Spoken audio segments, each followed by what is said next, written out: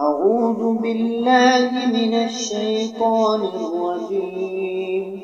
بسم الله الرحمن الرحيم. إذا وقعت الواقعة ليس لوقعتها كاذبة خافضة رافعة إذا رجت الأرض رجا وبست الجبال بسا فكانت هباء منبثا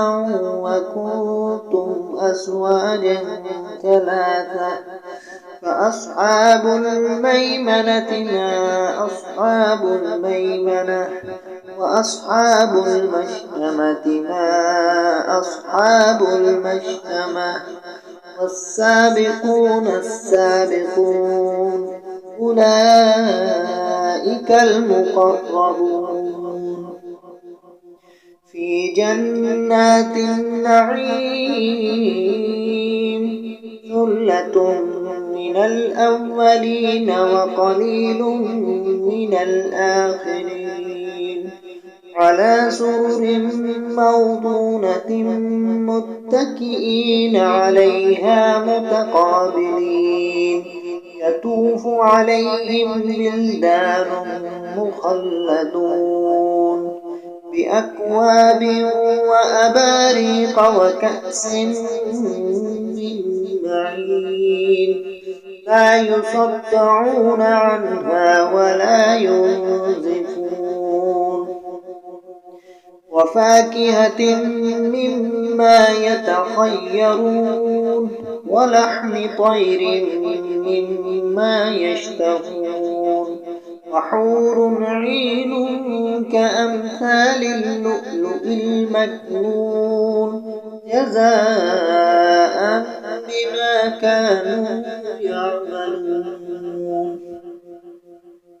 لا يسمعون فيها لغوا ولا تأثيما إلا قيلا سلاما سلاما وأصحاب اليمين ما أصحاب اليمين في سدر مخضود وطلح ممدود وظل ممدود وماء مسكوب وفاكهة كثيرة لا مقطوعة ولا ممنوعة وفرش مرفوعة إنا أنشأناهن إنشاء فجعلناهن أبكارا عربا أترابا لأصحاب اليمين ثلة من الأولين وثلة من الآخرين وأصحاب الشمال ما أصحاب الشمال في سموم وحميم وظل من يحموم لا بارد ولا كريم إنهم كانوا قبل ذلك مترفين وكانوا يصرون على الحنث العظيم وكانوا يقولون أئذا متنا وكنا ترابا وعظاما أئنا لمبعوثون أو آباؤنا الأولون قل إن الأولين والآخرين لمجموعون إلى ميقات يوم معلوم ثم إنكم أيها الضالون المكذبون لآكلون من شجر من زقوم فمالئون منها البطون فشاربون عليه من الحميم فشاربون شرب الهيم هذا نزلهم يوم الدين نحن خلقناكم فلولا تصدقون أفرأيتم ما تمنون أأنتم تخلقونه أم نحن الخالقون نحن قدرنا بينكم الموت وما نحن بمسبوقين على أن نبدل أمثالكم وننشئكم فيما لا تعلمون ولقد علمتم النشأة الأولى فلولا تذكرون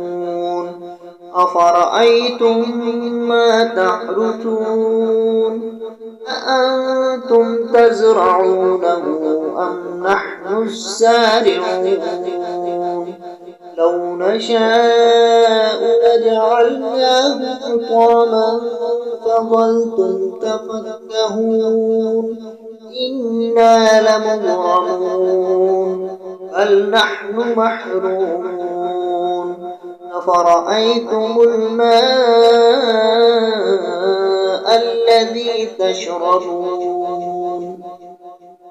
أأنتم أنزلتموه من المزن أم نحن المنزلون لو نشاء جعلناه أجاجا فلولا تشكرون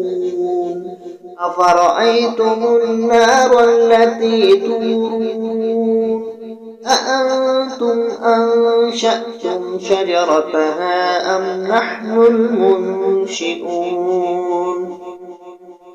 نحن جعلناها تذكرة ومتاعا للمقوين